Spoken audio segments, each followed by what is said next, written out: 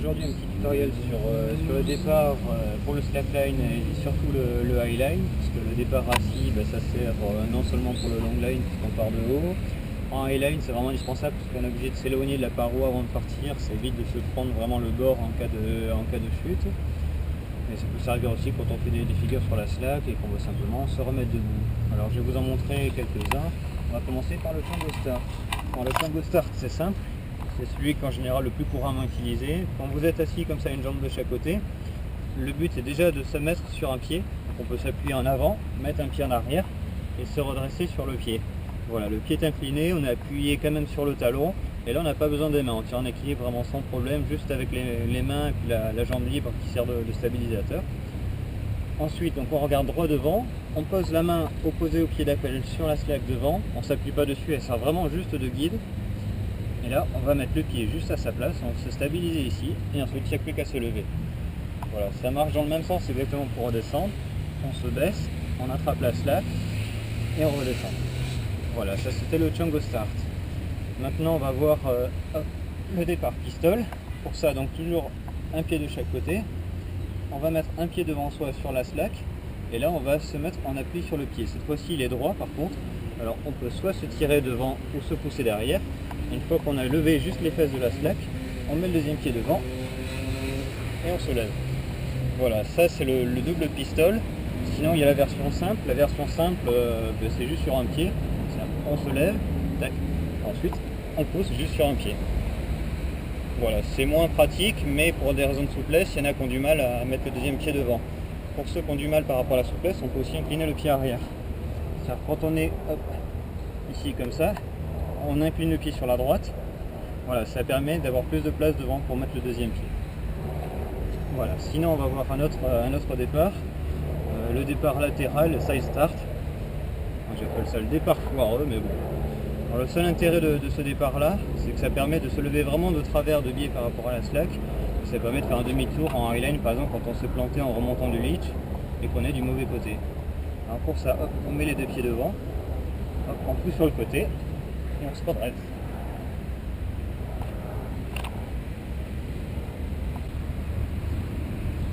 Un autre départ qui peut être utile aussi, surtout quand la slack est en montée. Bon là on a un peu exagéré pour la mise en situation, mais ça peut arriver quand on fait une long line par exemple, ou surtout en high line, mais qu'elle est vraiment longue, qu'on arrive sur la fin, qu'on tombe et qu'il y a besoin de remonter dessus. Et du coup la slack est en montée et c'est un petit peu galère pour se remettre dessus. Avec les départs qu'on a vus en fait, si on met un pied devant, là on va avoir du mal à choper la slack devant et on va partir simplement en arrière ou sur les côtés. Donc il y a une petite méthode. C'est voilà, le principe du knee drop mais en montée.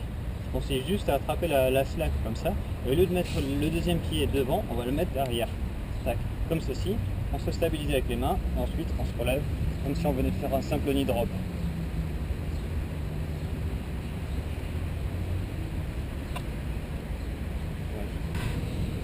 Voilà, donc là on a vu quelques départs principaux. Après il y en a d'autres aussi. Vous n'êtes pas obligé de savoir tous les faire, l'intérêt c'est vraiment d'en maîtriser un, d'être à l'aise avec. On peut en avoir des différences selon les personnes, c'est vraiment à chacun d'essayer un peu, trouver ce qu'il préfère. Voilà, sinon en perfectionnement après, pour vraiment être à l'aise sur ces départs, il faut les faire au début, au milieu des slacks, à différentes hauteurs, en montée et en descente. Vous essayez aussi sans les mains, c'est un bon entraînement pour être plus précis sur l'équilibre. Et après, le dernier stade c'est la rodéo, donc faire un départ sur une rodéo, vous vous foutez voilà, au milieu à l'aise. Et vous essayez de faire votre départ au milieu. Donc là, je vais faire un double pistol voilà, sur un pied, je mets le deuxième devant, hop, et je me lève. Voilà. Et une fois que vous êtes à l'aise sur le départ en rodéo, après sur une slackline classique, ça pose vraiment plus de soucis. Voilà.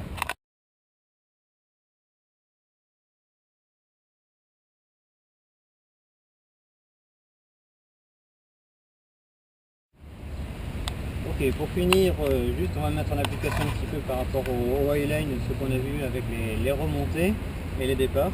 Donc juste voir un petit peu quand on se prend un leach fall et qu'on reste coincé au bout du leach, voilà, comment on remonte histoire d'éviter de rester coincé et suspendu comme un jambon de Bayonne.